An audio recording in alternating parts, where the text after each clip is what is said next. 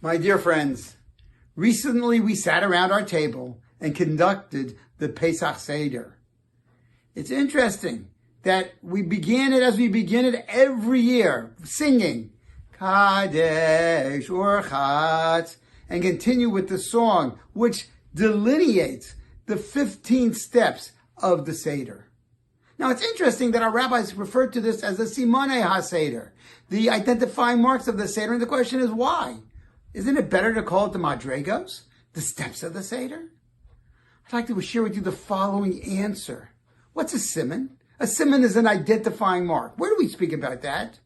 Invariably, when we teach our children for the first time the Talmud, we go to the Maseches Bava Metzia, the tractate of Bava Metzia, the second parak, the second chapter, which says, Elu Metziot Shelo. These are the objects that if you find them, you get to keep them. Elu, and these are the ones, Chayav Lachachris. You have to go ahead and try to find its owner. For instance, if you find a $50 bill outside on the street, you can keep it. There's no sign, there's no siman who the owner is, and the owner is Misyayesh, gives up hope of ever finding it, and it becomes ownerless, and therefore you can keep the $50. However, if that $50 was found in a wallet, and in that wallet it had a driver's license, and in that driver's license it said, Chaim Shmuel Levine, then you must go ahead and try to find Chaim Shmuel.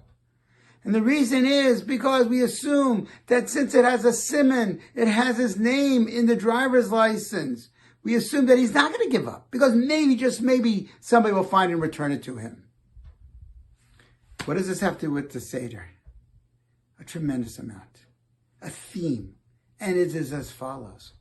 We are saying, Hashem, sometimes we become lost along the way of life. And sometimes we do things that we shouldn't do. But please, Hashem, we are your children. Don't give up on us. Because we are going to go ahead and give the simanim. There are simanim on us that we are part of the exalted nation of Klal Yisrael. A person can be so far removed from Yiddishkeit, but down deep, nestled within it's his or her very being, is a Yiddishe Neshama. And we have simanim and experience in these different situations. And I'll give you an example. On Thursday, before the Siddharim were to start, I was waiting for a package from UPS, and sure enough, the truck comes to my house. The driver, who is a woman, gets out, and here is this package that I was waiting for. I said, thank you. We spoke a little bit. And before she left and to get on her truck, she said, by the way, have a good Shabbos. Good Shabbos?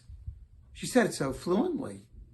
And the fact that she didn't look Jewish to me, and the fact that she had a tattoo on her arm didn't necessarily mean to tell me that she was Jewish. And I asked her, are you Jewish? She said, yes. I said, do you know Passover is coming? Yes. Do you know we will have a Seder?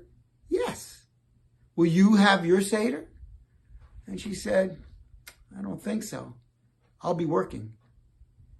And I said to her, are you familiar with the song, Dayenu, Dayenu, Dayenu? And she smiled and she says, yes, I'm familiar with that. And I said, can you do me a favor?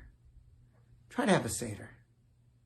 But at least if you can't have an official formal Seder, say the words, Dayenu, which means it would have been enough. God, if you would have done much less for us than you did, it would have been enough. Say that. And she said, I'll speak it over with my mother. She got on her truck and drove away. Did she take me up on my suggestion? I don't know.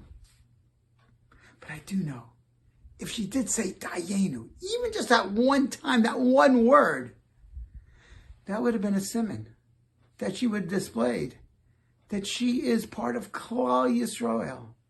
And who could truly evaluate how precious this siman would be coming from her to HaKadosh Baruch Hu?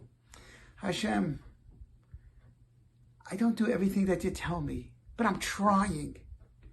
And who knows how beloved that would be to Hashem if she would have said it, and how protective that would be for her Jewish brothers and sisters, for Klal Yisrael.